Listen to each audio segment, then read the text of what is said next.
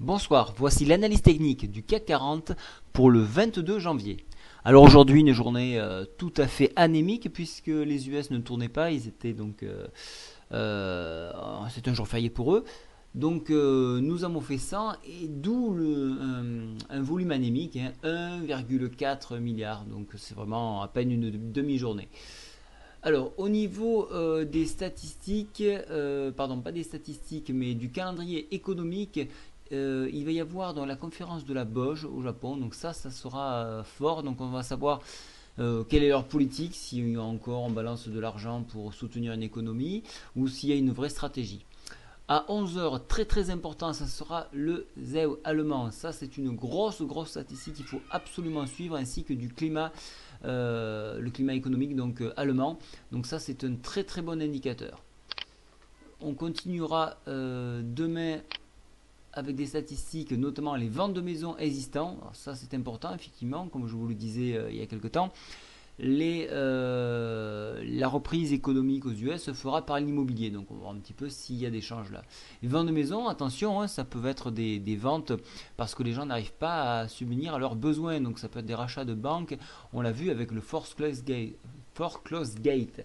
Voilà, donc ça peut être rajouté à l'intérieur. Donc cet indicateur et sera difficile à bien interpréter. Et bien entendu, discours de la BCE, donc du président Draghi, à 19 heures. Donc malheureusement, ça sera, donc on aura un résultat plutôt pour le 23. Alors, je tiens à vous montrer quelque chose. Donc là sur mes outils, juste pour vous montrer en UT10, qu'est-ce qui s'est passé aujourd'hui. On a eu un SAR à 9 heures, un SAR haussier, qui n'a pas désempli.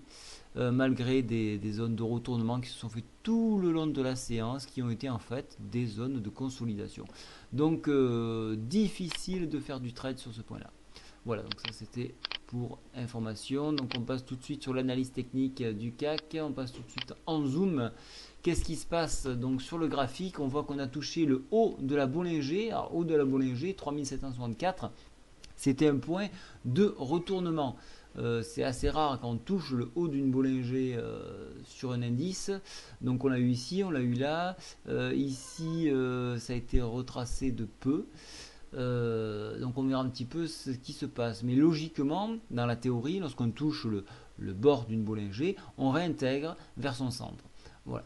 Alors qu'est-ce qui se passe donc pour les haussiers, la cassure de la Bollinger avec une extension 3796 peut être un point de mire.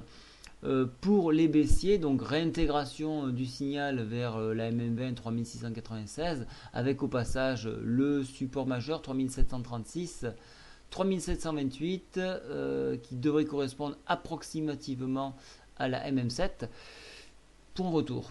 Alors je suis assez dubitatif, on ne peut pas extraire quoi que ce soit avec une journée molle comme celle-ci. On regardera quand même les indicateurs. Qu'est-ce qu'il donne? Alors au niveau donc des divergences RSI, alors, on en avait une vendredi, on l'a perdu au passage aujourd'hui. Au niveau de la MACD, le signal est plutôt neutre, mais avec quand même une légère tendance positive au vu des histogrammes. Le stochastique, quant à lui, est toujours positif, mais se trouve en zone de surachat. Et le Force Index, alors ça c'est assez marrant puisque donc vous avez une journée marquée dans le vert et pourtant c'est les bears qu'on la met.